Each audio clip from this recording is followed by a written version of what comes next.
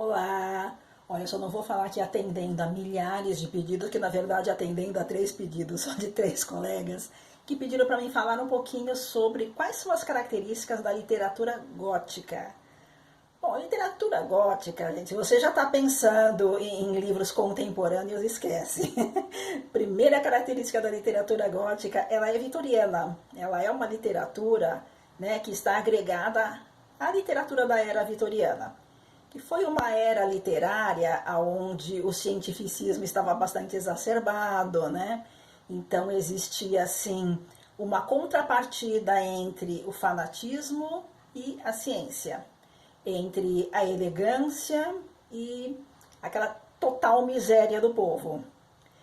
Vamos dizer assim, como diz um escritor, que foi a melhor das épocas e a pior das épocas. Essa foi a era vitoriana. E por que vitoriana? Porque ele corresponde àquele período, né, do reinado da Rainha Vitória, onde as pessoas começaram a repensar a maneira de vestir, a maneira de socializar, né, a maneira de lidar com as suas crenças e de lidar com a evolução industrial que estava acontecendo na sociedade. Sem contar que houve também uma expansão muito grande da Inglaterra em vários lugares do mundo. Então a era vitoriana ela é marcada por isso, né? Na literatura, especialmente na literatura gótica, que é a que eu vou falar, a literatura vitoriana e a literatura gótica, de uma maneira bem específica, ela vai ter elementos do sobrenatural, ela vai ter elementos da literatura fantástica, né?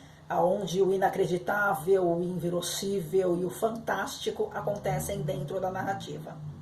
Então ela não é uma literatura baseada em fatos reais, também não esqueçam isso.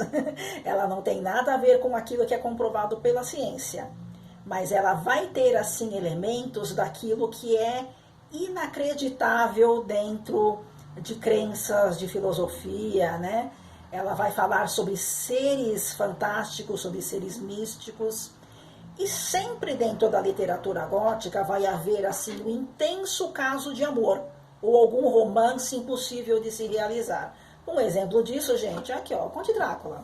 Ele é básico assim de uma literatura vitoriana, porque ele vai ter um romance impossível de se concretizar, aonde a personagem ela é assim endeusada, né? É uma pessoa assim, como é que eu vou explicar?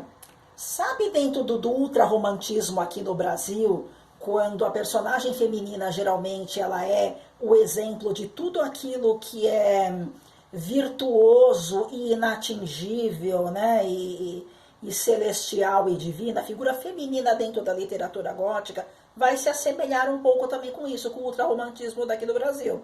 Só que dentro da literatura gótica vão haver elementos da narrativa fantástica, da narrativa onde você vai encontrar elementos sobrenaturais.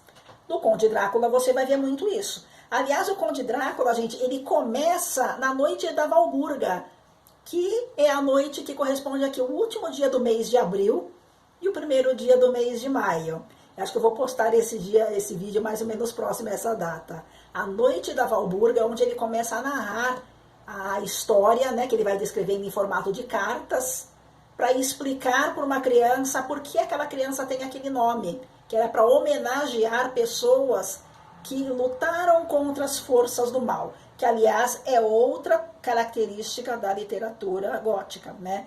Essa dualidade entre o bem e o mal. É claro que o cristianismo nessa época ele vai imperar um pouco na questão de você deixar o mal como aquela coisa realmente que se deve ser repelida, né? E o bem como algo virtuoso, glorioso. No caso da literatura gótica, ela coloca às vezes o mal como uma coisa que não pode existir sem o bem, como se um dependesse do outro, como um doppelganger, né? O doppelganger literário, onde você tem um personagem que ele só se constrói a partir da dependência de outro personagem. Um exemplo claro disso aqui nesse livro são as duas personagens, a Mina e a Lucy. Né? A Lucy ela era o oposto da Mina, mas isso não significa que ela não fosse tão virtuosa quanto a Mina. Né? E a Mina era o oposto da Lucy. Não significa que ela não fosse tão sensual, né, e tão provocativa quanto a Lucy era, né? O livro, ele fala né, dessas duas personagens de uma maneira bem isenta, né? Embora você assista o filme, que aliás é um filme maravilhoso com o Gary Oldman, gente, e o Anthony Hopkins, é um filme maravilhoso. Aliás, tem um elenco excepcional esse filme, né? Do Drácula de Bram Stoker. Mas lá eles colocam a Lucy como uma pessoa um pouco mais promíscua. E no livro não é bem assim.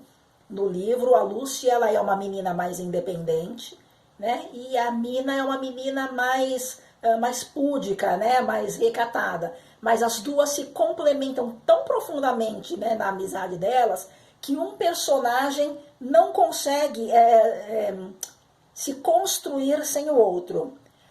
Uma fase bacana no filme, né, para você ter um comparativo disso, é que o exato momento em que a Mina recebe o dossel nupcial, que é aquela coroa de flores, né, é o momento em que a Lucy morre dessa vida para renascer na vida do vampiro, né, daquele que é imortal, do Conde Drácula. Outra característica da literatura gótica são os castelos, essa existência desse ambiente, né, misterioso, de passagens secretas, de lugares secretos, de sociedades secretas. Isso é muito comum da literatura gótica. Você vai ver também dentro dessa literatura um vocabulário extremamente requintado, né, extremamente erudito. Os personagens são bem eruditos, mesmo que eles sejam personagens um pouco mais simplórios, como personagens tipo, né, como o mordomo, né, a governanta, eles serão pessoas ainda assim muito bem instruídas, né? Dificilmente você vai ver uma pessoa dentro da literatura gótica que ela não tenha o mínimo de instrução para ela conseguir ser elaborada dentro da narrativa.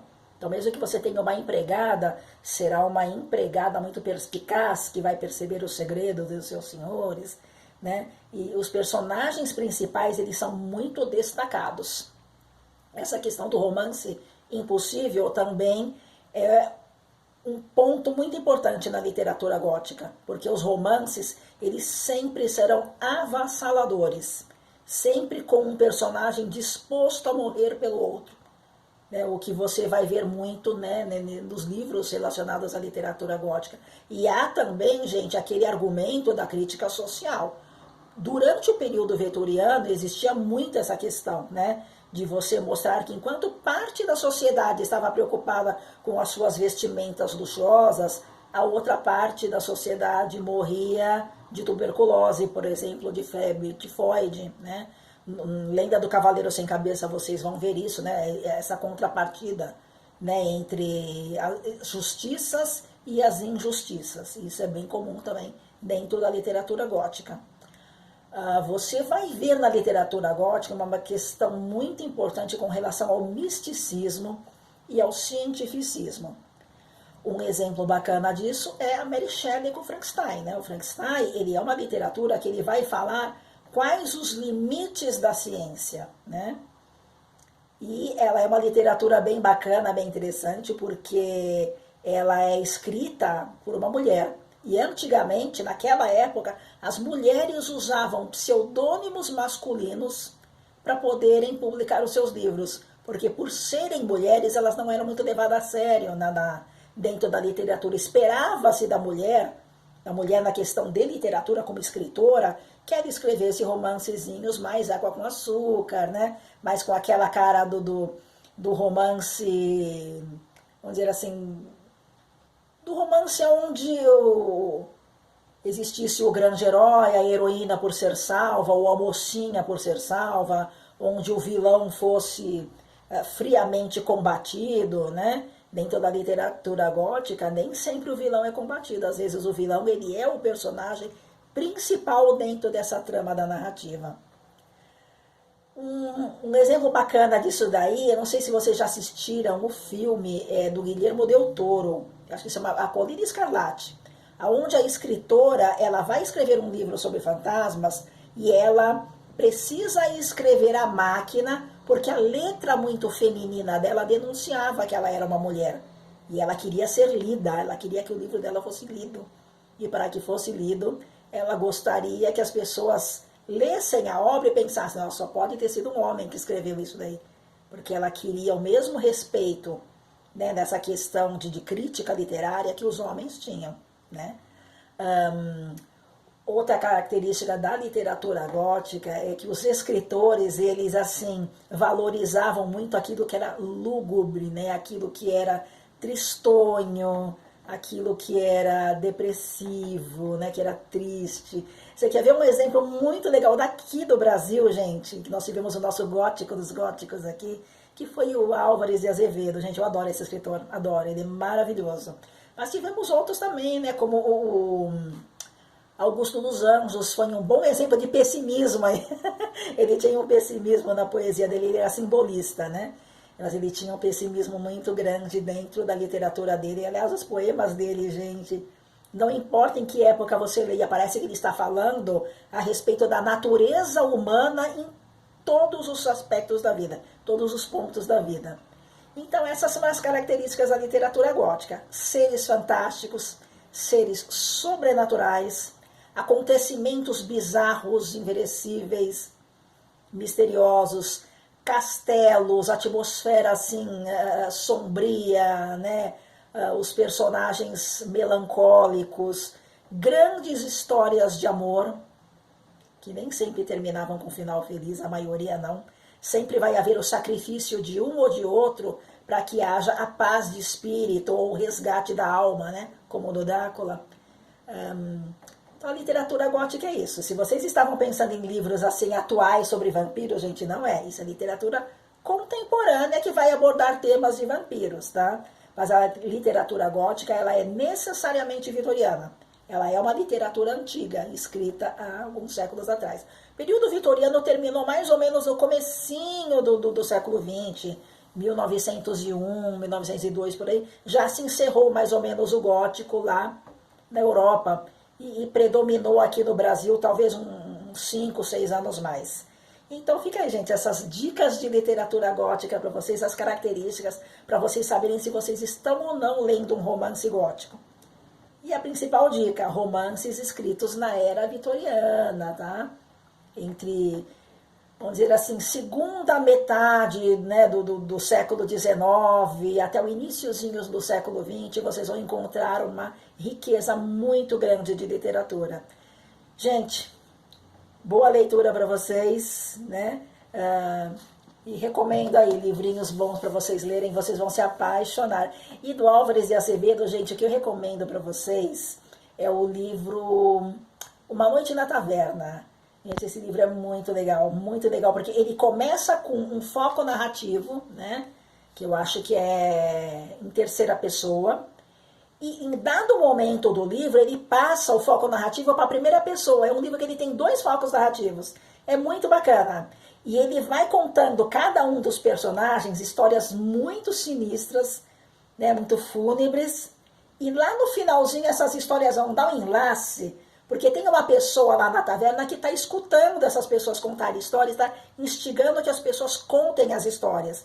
E no final você vai descobrir quem é esse ouvinte misterioso que está dando trela para o pessoal lá na taverna contar as suas histórias sinistras. É um livro bem bacana. Recomendo. Gente, boa leitura!